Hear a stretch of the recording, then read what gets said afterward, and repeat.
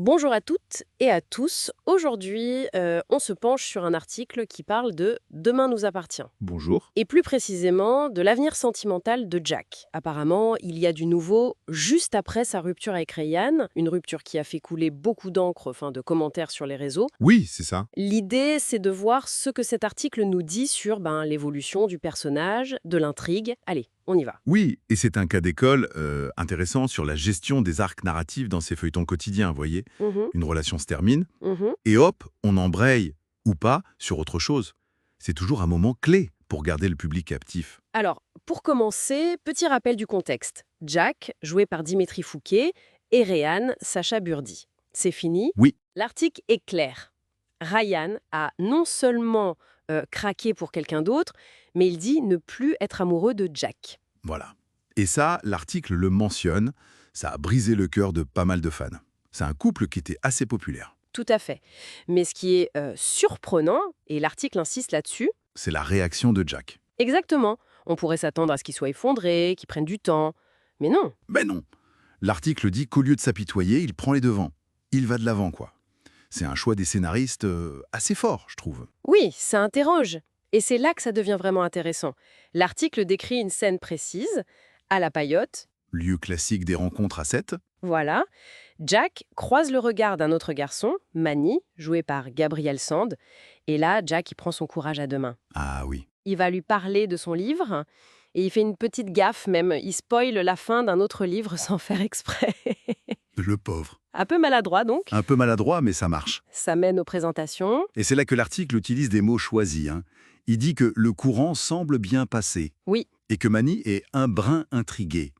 Ce ne sont pas des termes neutres. Ça nous oriente clairement vers un potentiel nouvel amour, très vite en plus. très très vite après la rupture. Et ça, c'est notable. Est-ce que c'est pour montrer sa capacité à rebondir ou est-ce que c'est, une fuite en avant? Bonne question. Et l'article enfonce le clou, si je puis dire. Il cite les résumés officiels de TF1, Ah, les fameux résumés. qui annoncent carrément, je cite, Jack va découvrir l'amour électrique avec Manny. Électrique, carrément.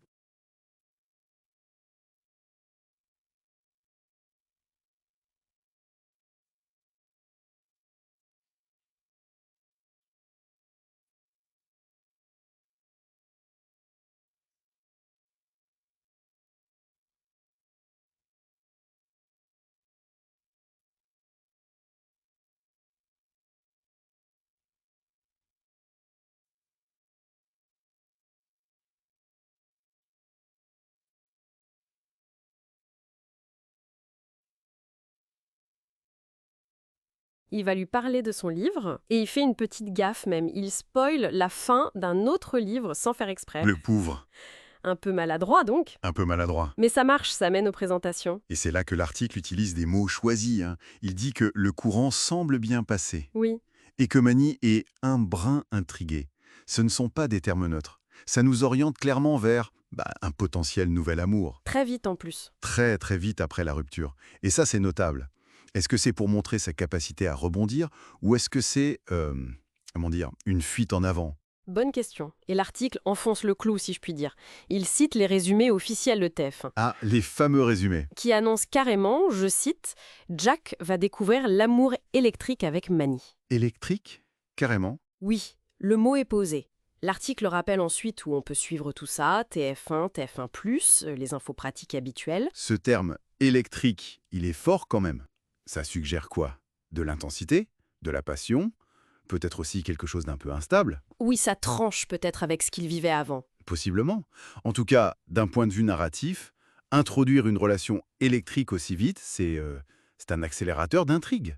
Ça crée du potentiel dramatique, de l'attente, et ça permet d'explorer une autre facette de Jack, peut-être moins posée. Donc, si on récapitule ce que nous dit cette source, 1. La page Ryan est bel et bien tournée. A priori, oui, définitivement. 2.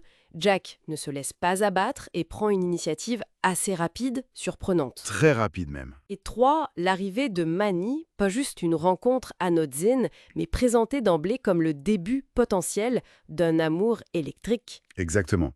Les éléments sont posés pour une nouvelle dynamique. Alors pour finir, peut-être une question qui reste un peu en suspens après la lecture de cet article. Mhm. Au-delà de la romance elle-même, cette rencontre si rapide, cette relation annoncée comme électrique, comment ça pourrait impacter Jack sur un plan plus personnel, surtout après une rupture où on lui dit « je ne t'aime plus ». C'est une excellente question.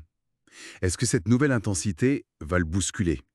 Le forcer à se confronter à des choses différemment? Ou est-ce que ça va juste être un pansement temporaire? Ça, l'article ne le dit pas, mais c'est clairement une piste de réflexion intéressante pour la suite de l'évolution du personnage. Ça promet en tout cas. Absolument, une affaire à suivre donc.